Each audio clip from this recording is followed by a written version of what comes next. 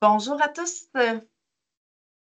Bienvenue à ce quatrième webinaire d'une série de 12 organisés par le ministère de l'Économie, de l'Innovation et de l'Énergie. Je me présente Julie Poulain, je suis directrice du développement de l'électricité renouvelable au ministère. Donc, avant de présenter notre conférencier, j'aimerais vous préciser que vous pouvez inscrire vos questions dans le Q&R que vous voyez là en haut dans le bandeau de la présentation. Puis, si le temps le permet, on va prendre quelques questions, là, celles qui s'adressent à M.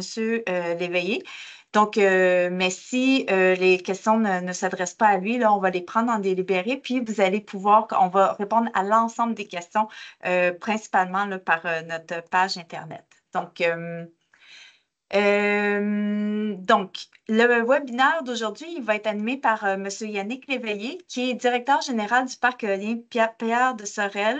Puis, ça va porter sur l'expérience de la MRC de Pierre de Sorel en tant que milieu d'accueil d'un parc éolien. Donc, situé en Montérégie, ce parc est le premier entièrement communautaire.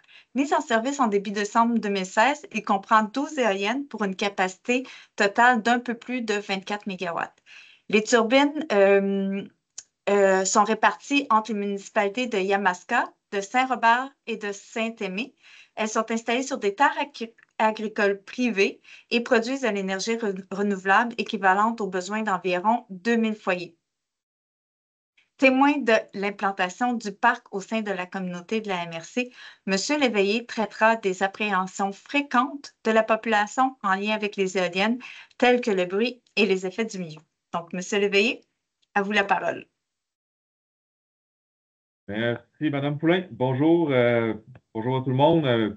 Bon, je ne veux pas répéter, j'ai eu une très belle introduction qui couvre grandement le truc, mais Yannick Léveillé, ça fait plus d'une vingtaine d'années que je travaille dans le domaine des énergies renouvelables, principalement là, j'ai travaillé quelques années pour un grand équipementier, là, fournisseur de composantes, principalement dans l'hydroélectricité, mais depuis 2 ans, je suis directeur général ici au parc éolien Pierre de Sorel. Là. Je suis un natif de la région, fait que ça me permet de garder euh, de continuer à travailler dans le domaine de l'énergie tout en restant dans ma région natale. C'est ce qui est bien, bien intéressant. Fait qu'aujourd'hui, je vais essayer euh, de vous partager un peu les expériences ou comment tout ça s'est passé pour la MRC de Pierre de Sorel.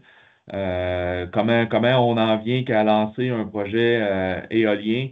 Et je vais essayer de passer la majorité des enjeux, les craintes, les défis auxquels on a dû faire face pour s'assurer que tout ce beau projet soit fait en harmonie avec la population, avec l'environnement, avec tout ce qui peut être mis en cause autour des projets éoliens. Fait que c'est un peu ça qu'on va aller là. Je vais essayer de pas trop me répéter là. Dans l'introduction, il était parlé, mais c'est bon. La MRC de Pierre de Sorel, je vous fais ça rapidement là. La ville-centre Sorel-Tracy et l'emplacement de nos éoliennes se situe le long de la rivière Yamaska, là, partagé entre les trois municipalités qui ont été nommées, là, qui sont Yamaska, Saint-Robert et Saint-Aimé. Notre projet il est issu d'un bloc, en fait, un appel d'offres qui avait été lancé pour un bloc de 250 mégawatts par Hydro-Québec dans le coin des années 2009.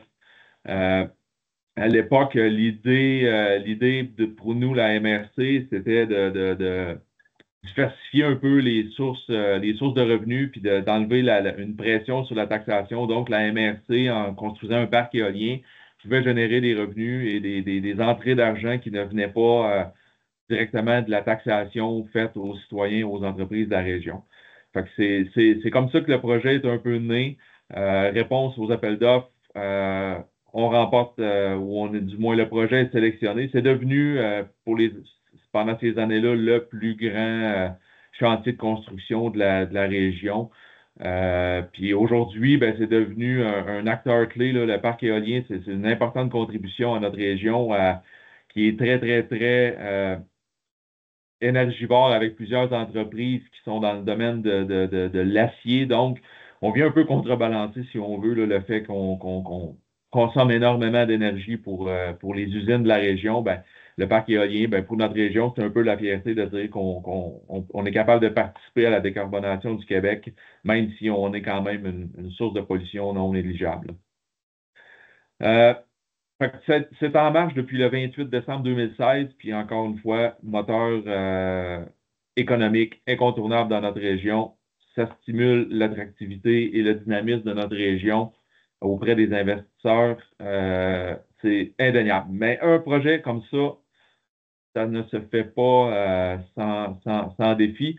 Euh, bon, je vais passer rapidement. C'était déjà un peu expliqué en entrée de jeu, là. C'est sur 5,5 km². On est dans un gisement de vent de classe 3. Nos tours ont 100 mètres de haut. C'est pas négligeable à donner comme information, sachant que plus tard, on parlera de pollution visuelle et de bruit. 12 éoliennes, 24 mégawatts, 2 500 maisons, si on veut, c'est ce qu'on serait capable d'alimenter annuellement là, avec euh, l'entièreté de notre parc. Euh, sans aller trop rapidement, bon, j'essaie juste de ne pas nous répéter. Fait on a rencontré plusieurs défis. Fait qu'aujourd'hui, si je rentre un peu plus dans le vif du sujet, euh, je veux vous parler de l'acceptabilité, la législation, comment les autorités compétentes sont impliquées dans ça, comment les résidents sont impliqués dans ça, comment les agriculteurs sont impliqués dans ça, dans le projet, quelles sont leurs inquiétudes et comment on a géré ça de manière proactive et transparente avec eux pour s'assurer que tout le monde accepte le fait que le paysage a changé dans leur région. Là, OK? Fait aujourd'hui, dernière petite mise en garde, si on veut, c'est que ce qui va être établi aujourd'hui est en lien avec le parc éolien Pierre de Sorel. Ça ne veut pas dire que dans vos régions ou dans vos projets à vous, vous n'avez pas des points communs avec le nôtre, mais il y a probablement des choses que je vais vous parler aujourd'hui qui ne sont pas nécessairement applicables à votre situation et vice-versa. Mais aujourd'hui, je vous partage notre réalité en quelques points. Puis ça devrait donner une bonne idée de comment nous on a fait et pourquoi le parc éolien Sorel commence à être de plus en plus reconnu comme un succès d'acceptabilité sociale. Fait que le premier sujet qui revient souvent, qu'on entend partout, c'est vous allez vous ramasser avec une éolienne dans votre cour, ça prend de la place, c'est grand et vous pourrez même plus aller dans votre cour ailleurs tellement que vous allez être euh, encombré par ces éoliennes. Dans notre cas, je vous mets une petite carte à l'écran. L'éolienne qui est la plus proche d'une habitation, bon, là, je n'ai pas été mesuré au centimètre près, mais on publie souvent que c'est 750 mètres, mais l'éolienne la plus près d'une résidence se situe entre 750 et 775 mètres des habitations. D'une éolienne à l'autre, dans notre cas, ça varie de 500 à 775 mètres. C'est sûr que c'est des grosses pièces. Donc, quand on circule sur la route et qu'on regarde le parc éolien, on a l'impression que tout ça est dans une petite zone, mais on parle quand même de 5,5 km². Et j'attire un petit détail, là, mais notre distance de 750 mètres vers la résidence est en direction, si on veut, est-ouest, quand la majorité de nos vents ne sont pas dans cette direction-là. Fait que donc, si on retenait un peu l'info, là, je vais y revenir plus tard sur le sujet avec le bruit, mais notre axe de vent dominant est plutôt perpendiculaire à cette direction-là, ce qui fait que si on prend l'axe des vents dominants, cette distance-là va même franchir le 1 km de distance par rapport aux habitations. Fait que pour ce point-là, ben, encore une fois, notre manière d'expliquer aux gens, c'est oui, vous allez avoir une éolienne dans votre cour, mais elle va être à 750 mètres minimalement, à beaucoup plus que ça pour 99% des gens. Et aujourd'hui, ben, le projet est en opération, ça fait 7 ans. La distance par rapport aux éoliennes, le sujet est clos, si on pourrait dire, là. Les gens ont bien vu qu'à cette distance-là, Il n'y a pas d'histoire d'ombrage de pales d'éoliennes qui passent dans leur cours ou ils n'ont pas ils ont pas de problème relié directement à la distance par rapport à leur habitation. Ça fait partie du paysage et disons qu'il n'y a pas, il y a pas on n'entend rien sur ce sujet-là par rapport aux distances. Les gens ont finalement pu remarquer que c'était bien raisonnable tout ça. Un autre point qui revient assez régulièrement, c'est le merveilleux sujet du bruit. Euh, la manière que ça s'est fait chez nous, avant même que le projet, le point était déjà soulevé par la population, fait qu'avant même de lancer le projet, Euh, il a été choisi 4 emplacements dans le parc éventuel où ont été pris des mesures de bruit ambiant, si on veut. Puis là, je ne rentrerai pas dans le fin détail, là, je ne suis pas un spécialiste en sonorisation, mais on avait à l'époque déjà des bruits, des niveaux de bruit qui variaient, là, si on veut, grosso modo, là, d'environ 30 décibels autour de 50 décibels, tout dépendant où on était sur le territoire et si les mesures étaient prises dans le jour ou dans la nuit.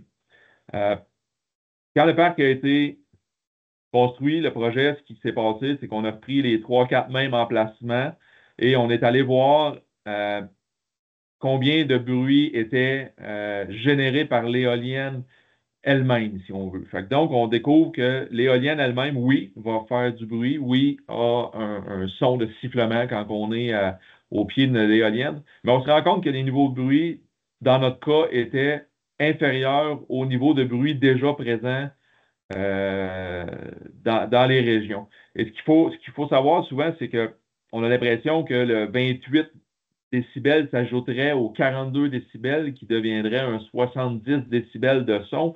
Mais le son, ça ne s'additionne pas de manière linéaire, là. En général, ce que vous allez entendre, c'est le bruit le plus fort de tous les bruits qui sont euh, autour de votre environnement. Fait que donc, c'est sûr que la nuit, euh, le bruit ambiant diminue, mais nos bruits, tu sais, je vois des 41, 42, mais le bruit de l'éolienne demeure en deçà de ce qui est le bruit ambiant de nuit. Donc, à titre d'exemple, avec 750 mètres de distance des habitations, pour nous, c'est plus un point de discussion. Juste donner un exemple, là, 30 décibels, un arbre feuillu avec un peu de vent, parce que si on parle de bruit d'éolienne, ça laisse sous-entendre qu'il vente, ben, les arbres vont générer plus de bruit euh, qu'une éolienne. Là, fait que le bruit est perceptible au pied de l'éolienne, ça, on ne peut pas s'en cacher. Mais à 750 mètres de distance, même avec les vents assez hauts, dans 99,9% des cas, euh, il n'y a aucune habitation qui va entendre le bruit. Fait qu'encore une fois, nous, aujourd'hui, bon, on est fort dans notre expérience de 7 ans, on est capable de le dire haut et fort, l'éolienne, les gens ne l'entendent pas, là. Il faudrait débrancher votre frigo, puis ouvrir toutes les fenêtres de la maison, puis personne ne bouge, puis bon, peut-être que vous réussiriez à l'entendre, mais aujourd'hui, dans des cas normaux d'une maison, pour nous, encore une fois, les années ont prouvé que le bruit avec 750 mètres de distance, euh, ça n'est plus vraiment, c'est pas un enjeu, là, du tout pour nous. Euh, Un autre sujet qui revient souvent, puis là, je vais faire une grande expression là, que je vais appeler l'environnement, la nature, la faune, les territoires agricoles. Là. Je sais que d'un point de vue ministériel, c'est tout un peu séparé, là, mais je vais essayer de tout inclure ça ensemble là, de par le fait que j'essaie de vous faire une présentation un peu plus courte. Mais ce qu'on entend souvent par rapport à ce sujet-là, c'est euh, un parc éolien va tout détruire ce qui se passe. Vous allez trouver des oiseaux décédés un peu partout. Les terres vont arrêter de produire. Les vaches vont avoir des problèmes de production laitière. Imaginez-vous la liste, là. J'ai fait face à toutes ces questions-là au moins une fois dans les 2 dernières années. Euh, le point que j'essaie souvent de faire ressortir quand ces sujets-là arrivent, c'est qu'aujourd'hui, je ne vous demande pas de lire ce que j'ai mis à l'écran, mais à très haut niveau, là, très rapidement, un projet éolien, ça démarre avec un décret ministériel qui va établir les conditions à respecter. Et je peux vous dire aujourd'hui que j'ai des liens et des contacts avec les gens du MAPAC, de la CPTAQ, du MEL, du CCFP, les différents ministères qui vont toucher à tout ce qui touche la nature, l'environnement, sont encore, après 7 ans, impliqués de près ou de loin dans notre projet jusqu'à différents niveaux. C'est un domaine qui est très rigoureusement encadré et s'il y en a encore aujourd'hui qui ont l'impression qu'on reçoit un permis de construction de parc éolien par la poste puis qu'on se lance à faire ce qu'on veut, euh, c'est vraiment, vraiment pas le cas. Nos différents niveaux ministériels encadrent le tout. Ils font des suivis rigoureux et on leur parle encore régulièrement. On a encore, après 7 ans, certaines actions qui sont ouvertes auquel on va revenir un peu plus tard, mais le message clé ici, euh, un parc éolien, c'est structuré, c'est encadré, on ne fait pas n'importe quoi. Puis, il n'est pas mentionné sur la slide, là, mais un des derniers trucs, on est, juste pour donner un exemple de où ça peut aller, euh, à 5 ans de la fin de notre contrat d'approvisionnement, on est obligé de verser le parc éolien là, un montant d'argent équivalent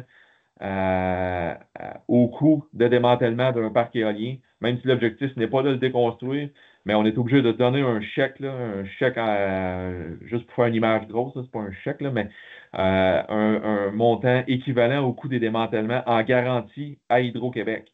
Donc, il n'y a pas de cas où un parc éolien va rester là en perdition pendant des années où on va laisser des éoliennes rouiller à la pluie là, pendant 20 ans, c'est rigoureusement structuré.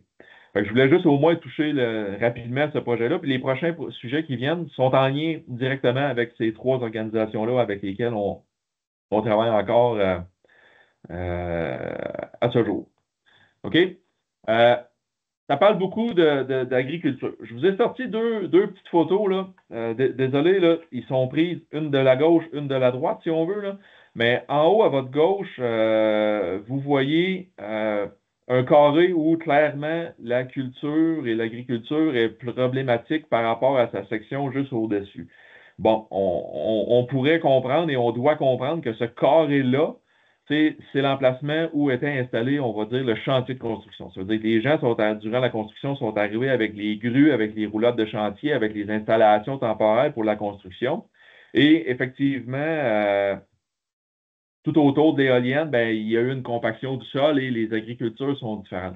Je vous porte quand même à votre attention qu'il y a d'autres zones où l'agriculture n'est pas parfaite, mais pour lesquelles il n'y a aucune éolienne de construit. Donc, nous, on n'a rien à voir dans la petite section que vous voyez ici. Fait que depuis ce jour-là, ici l'image date de 2020, ben on prend des actions annuellement.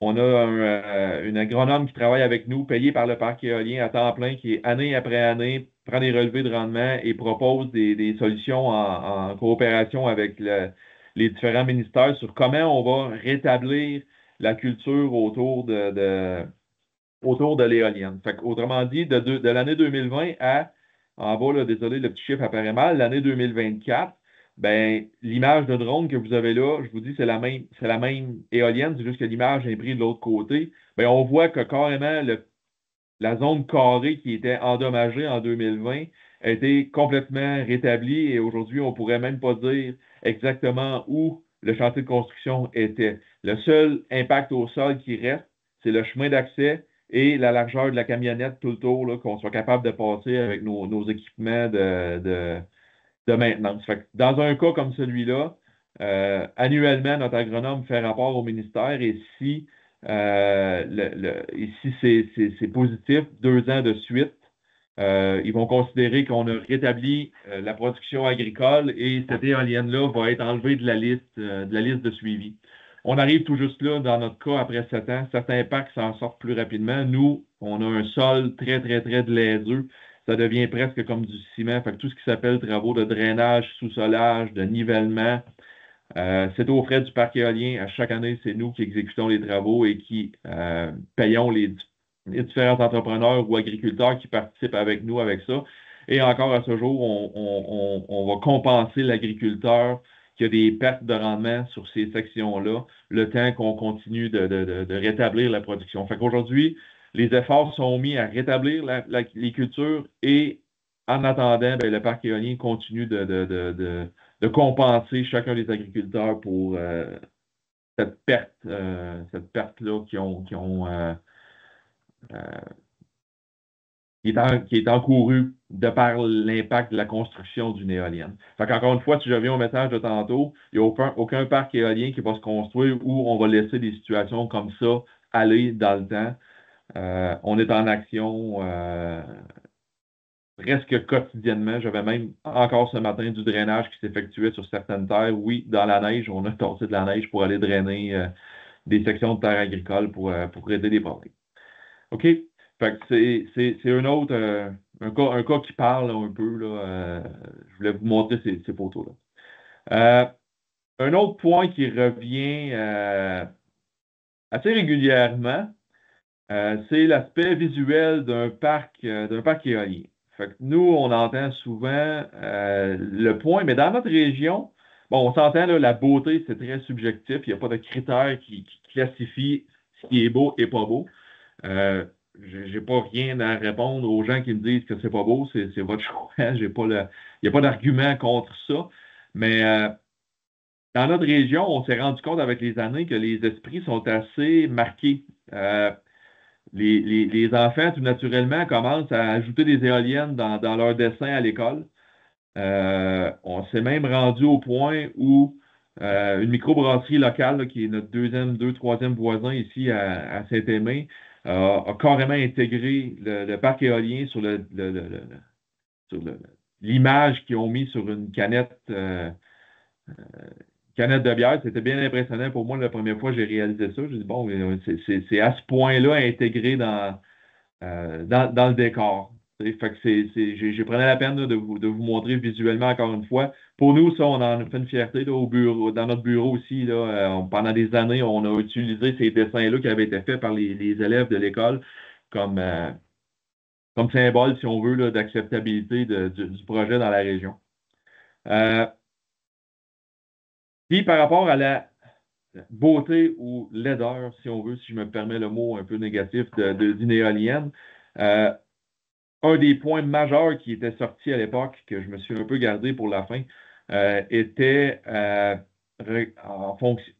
Les gens ont eu énormément peur que leur maison perde toute leur valeur de par le fait que ces atrocités blanches-là étaient pour être installées dans leur cour arrière. Pour le parc, de la manière, puis là, encore une fois, c'est un petit extrait, là, je ne vous demande pas nécessairement de le lire textuellement, là, mais je voulais donner quand même un petit point avec ça. À l'époque, ce qui a été fait pour nous, parce que la crainte, elle est totalement légitime et valable, hein, et les gens ont vraiment le droit de s'inquiéter pour un sujet comme ça. Ce qui a été fait ici à l'époque, c'est que suivant la construction du parc ou dans la période de la construction du parc, chacun des citoyens a reçu une invitation de notre part qui leur permettait de s'inscrire sur une liste et nous, le parc éolien, ils ont embauché une firme spécialisée en évaluation qui est allée rencontrer chacun de ses propriétaires inquiets là. Et ils ont évalué à nos frais, aux frais du parc éolien Pierre-Sorel, ils ont fait une évaluation foncière de chacune des maisons et ils sont retournés plus tard reprendre une évaluation du marché, d'aller regarder les ventes qui avaient été faites dans les années passées. Ils ont construit leur dossier, on va dire ça comme ça. Ils se sont rendus compte que la conclusion, c'est la conclusion que je vous mets aujourd'hui, mais si je vous la résume, c'est que la valeur marchande des propriétés situées à moins de 5 km d'une éolienne n'avaient pas subi aucun impact significatif sur leur valeur immobilière. La firme en question avait fait le même genre d'analyse dans un autre parc de la Montérégie. Ça avait été la même conclusion. Et je peux vous garantir que le boom immobilier qu'on a connu des dernières années a frappé également de plein fouet la région de Yamaska, Massouville, Saint-Aimé, Saint-Robert, ou du moins les municipalités avoisinantes au parc éolien.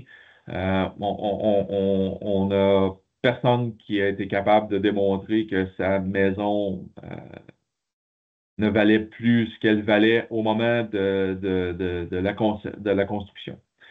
Fait que c'était un des derniers points. On essaie de faire le tout dans les 20 minutes, là. C'est un survol des différents sujets. J'aurais pu vous faire une présentation d'une demi-heure sur chacun de ces sujets-là assez facilement. Mais en gros, c'était ce que je pouvais partager de notre expérience à nous. Intégrer un parc éolien dans une communauté, ça se fait pas sans heurts, sans défis, sans problème. Ça prend de la transparence, ça prend de l'ouverture d'esprit de tous les partis, que ce soit le promoteur, les élus ou carrément les résidents. Mais dans notre cas, on est capable de dire haut et fort que notre projet est une histoire à succès dans notre région. On est capable de produire une énergie verte. On est capable de le dire qu'on le fait en respectant les normes environnementales, en respectant le décret gouvernemental qui nous avait été émis et qu'on reste en action très, très, très dynamique sur les points qui restent à régler.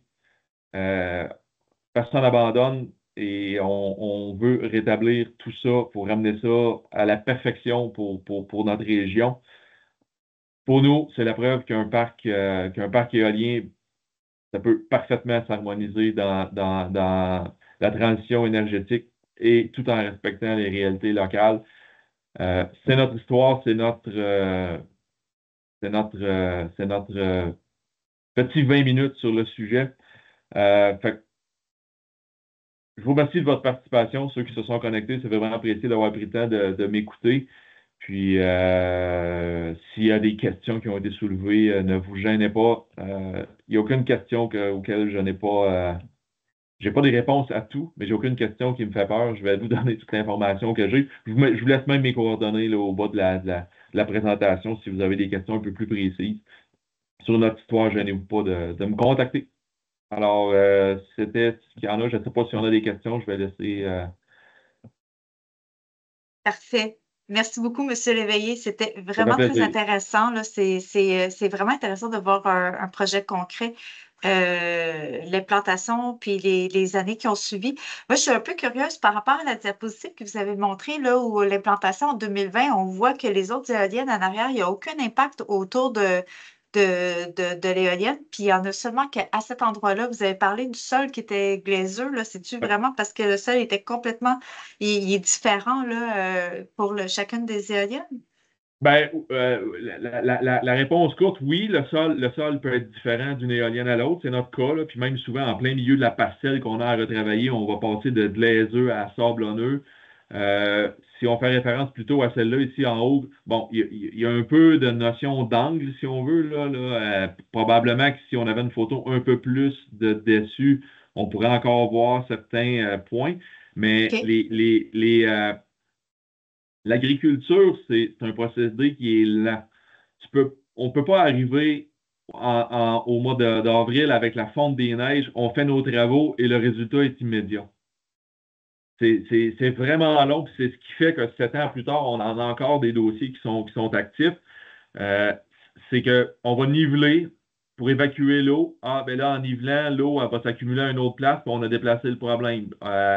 On va appliquer un engrais spécifique cette année-là. Ben, l'engrais, il va être optimal au bout de 2 ans. Fait que chacune des éoliennes a sa petite histoire par rapport à ses pertes de culture.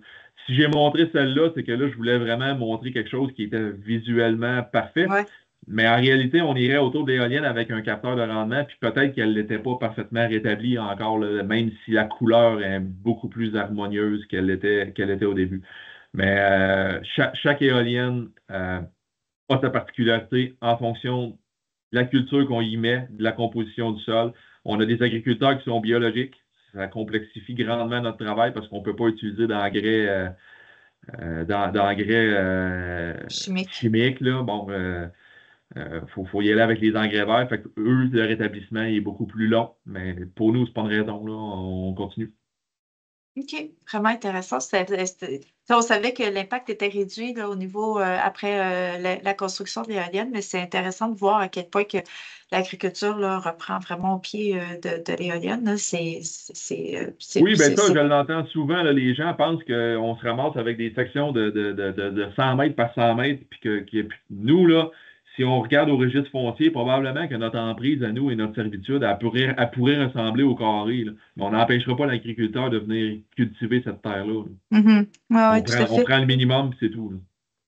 Parfait. Il y a quelqu'un qui vous demande si vous avez, parce que là, vous n'avez pas encore, si vous n'êtes pas encore au point de faire du démantèlement, mais c'est quoi les coûts de démantèlement que vous anticipez? Comment qu'on prévoit là, avoir suffisamment d'argent à la fin du projet pour pouvoir démanteler? Ah ben, Démanteler? chaque année, de la manière, bon, c'est propre à notre réalité, là, mais c'est semblable dans les autres parcs éoliens, là.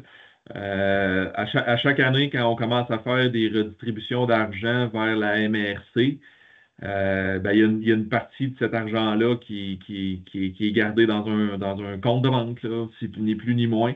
C'est pas une garantie type lettre de crédit là, ou assurance, là. C'est vraiment un montant d'argent qu'on cumule année après année jusqu'à temps qu'on arrive à ce montant-là. Puis bon, juste pour partager notre réalité à nous, ben on arrive à 7 ans, il nous reste encore un 7-8 ans avant d'arriver de là. Le plan, c'est de prolonger. C'est sûr que n'importe qui va vous dire qu'il veut continuer plus loin que 20 ans, mais s'il fallait se rendre au démantèlement, ben là, avec Hydro-Québec, on va avoir des discussions sur les coûts de démantèlement. Il va falloir faire évaluer ces coûts-là par des firmes spécialisées en participant avec Hydro-Québec. C'est eux un peu qui vont établir le montant qui serait requis pour disposer de 12 éoliennes et leur base et leur pale et de tout faire ça avec le respect de l'environnement, etc., là. Mais on parle de Ah, millions, là, on s'entend, là, on n'est pas en train de. C'est plusieurs millions de dollars, là. OK. OK, parfait. Il y a une autre question. Vous avez mentionné que le projet était un succès d'acceptabilité sociale. Est-ce que vous avez des indicateurs, peu importe sa forme, là, que vous pourriez nous partager qui supportent ce succès? Ben, la question un peu plus précise qui m'est souvent posée sur ce sujet-là, c'est avez-vous des plaintes? La réponse est aussi facile que non. Est-ce qu'on en a eu? Oui. On en a eu au début. C'est sûr que les gens, avant même que les années passent, ils commencent à faire des plaintes. Mais le plus gros indicateur pour nous, c'est juste carrément les plaintes. Parce qu'on est quand même un organisme, euh,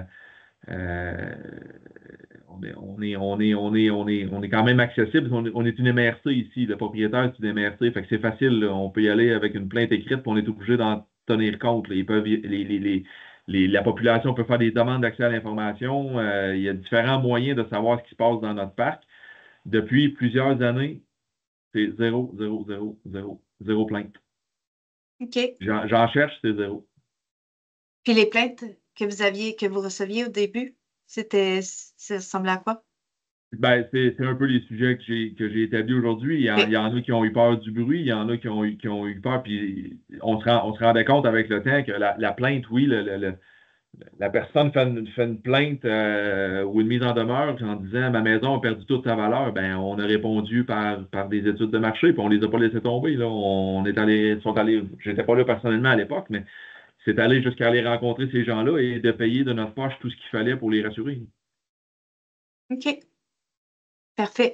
Puis si vous aviez à refaire le projet là, du point de vue de l'acceptabilité sociale, est-ce qu'il y a quelque chose que vous feriez de différent?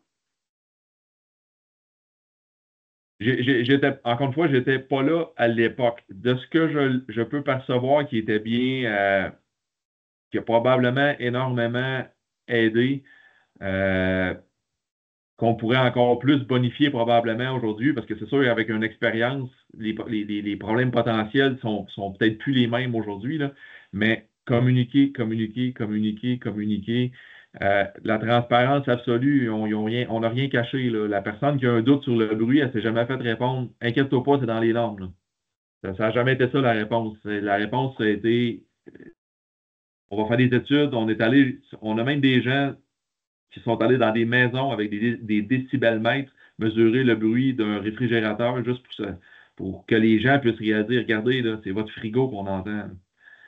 Fait qu'il faut vraiment prendre ces problèmes-là un par un. On va se dire la vérité, là, parfois pour quelqu'un du milieu, la question qui nous est posée, on la trouve un peu futile, on se dit, voyons, c'est l'évidence.